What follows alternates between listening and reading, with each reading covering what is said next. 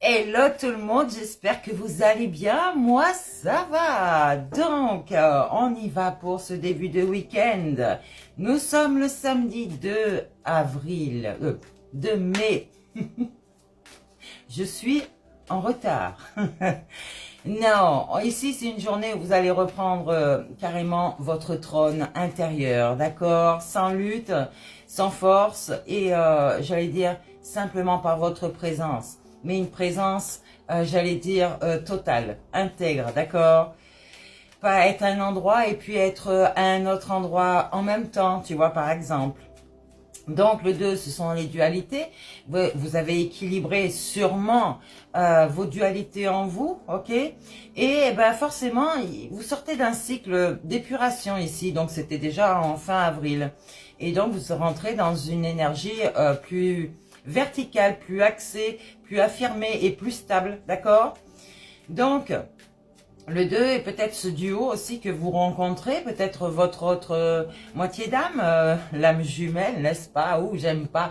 Les gens n'aiment pas quand je parle de l'âme jumelle.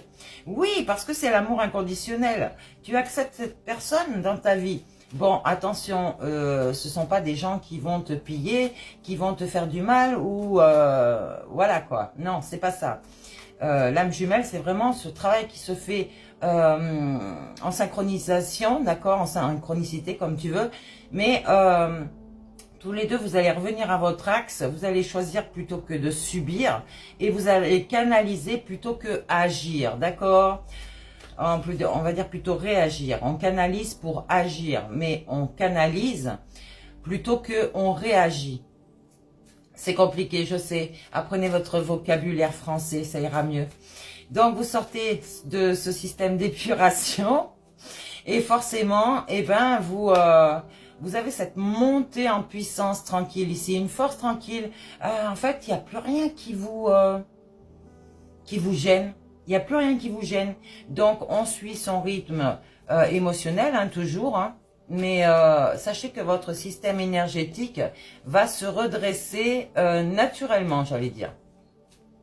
Donc au niveau de la numérologie, ben, le jour 2 de ce mois de mai, donc qui est le 5e mois de l'année, pour une année, j'allais dire 10, donc forcément, vous avez cette vibration. Alors, 5, 6, 7, 8. L'année 8, donc ce qui correspond avec ouais, au 15, donc le 15 c'est le 6. Et forcément, ben, cette vibration va amplifier cet axe vertical, d'accord? Donc le ciel, la terre, le féminin, le masculin, d'accord? Mais aussi cette zone d'ombre et de lumière que vous avez en vous. Donc on arrête l'occultisme, on se révèle à soi déjà, et pour pouvoir être authentique avec les autres dans votre matière. Donc c'est aussi l'axe horizontal pour moi, d'accord? C'est la croix que vous portez. Et forcément, il y a des gens qui vont changer de perspective de vie, de vue, et dans leur ensemble, d'accord? Donc le 8, aujourd'hui, c'est quoi? C'est la justice divine.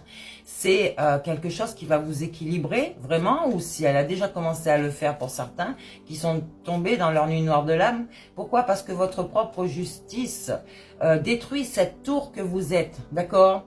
Pour pouvoir renaître, comme le phénix, et se réapproprier ses valeurs, se réapproprier son esprit sain, d'accord? Et oui, votre esprit était malsain. Donc, on récupère cette maturité, forcément, cette souveraineté. Vous le savez maintenant, c'est votre autorité intérieure, d'accord? Donc, il y a la clarté qui va se faire au niveau de votre tête, du mental qui était très toxique. Et forcément, eh ben, il y a cette manifestation que vous pouvez faire dans la matière et vous allez attirer à vous ce que vous pensez. Attention à ce que vous allez attirer. Il va falloir une manifestation concrète ici. Donc, on est puissant sans dominer les autres, ok, sans faire de sorcellerie, sans vouloir maintenir ou manipuler les autres. Et donc, on est aligné entre la vision, d'accord, qu'on a à l'intérieur de soi, le ressenti et la vision. et donc de la matière aussi par rapport aux personnes que vous croisez. Ok, donc le 8, la justice va faire les choses pour retrouver votre souveraineté et vous allez l'incarner parfaitement, d'accord? Donc tout ce que vous êtes à l'intérieur se reflète immédiatement à l'extérieur, sachez-le bien, ok? Donc, ce que cette journée vous invite à voir tout de suite, c'est votre structure. Votre structure. Donc, on vous dit, où est votre énergie? Où est-ce que cette énergie fuit-elle? Où est-ce que vous avez une faille où cette énergie fuit? Est-ce que, j'allais dire, où est-ce que votre axe peut se renforcer? Il va falloir vous poser des questions pour voir, en fait, chaque fois, il va falloir colmater.